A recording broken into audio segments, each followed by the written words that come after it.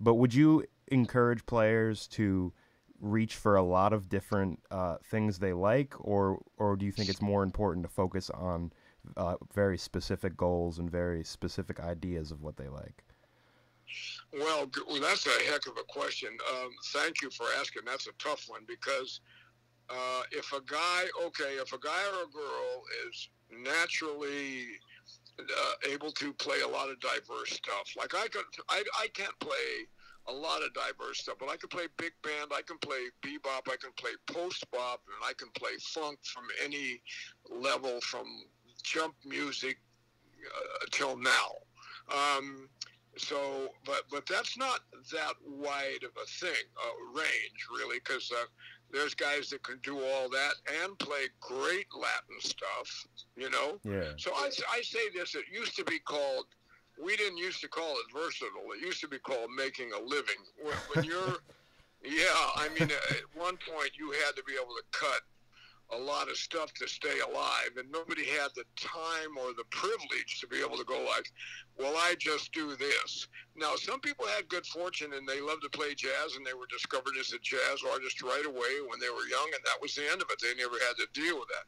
But my thing wasn't, I was fortunate, and I was always working with great artists, and I was always working, but I had to play a lot of different stuff, you know, in order to keep that up. And also, I very seldom said no to a gig unless I didn't care for the music or the money was lousy, and so I accepted gigs that were above my pay grade as far as being able to cut them. And I was good enough natural drummer to be able to do an okay job, and from that, I would meet the people in the bands and learn how to do a great job, you know, Yeah. or aspire to do a great job. So that was people in those days were giving me advice. Plus, I would go to see Art Blakey.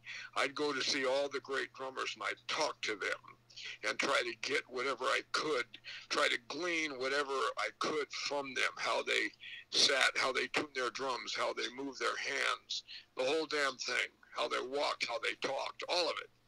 And through that activity, I found me, you know. Yeah.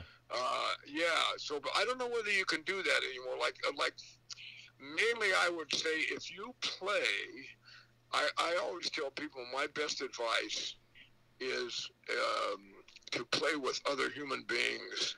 So you're not just doing a chop thing in the drum room or the bass room or the whatever room, you know.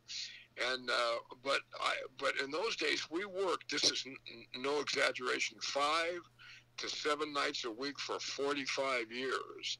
So we could and we practiced during the daytime and went to each other's house if we had different kind of music that we wanted to play other than what we were doing on a gig.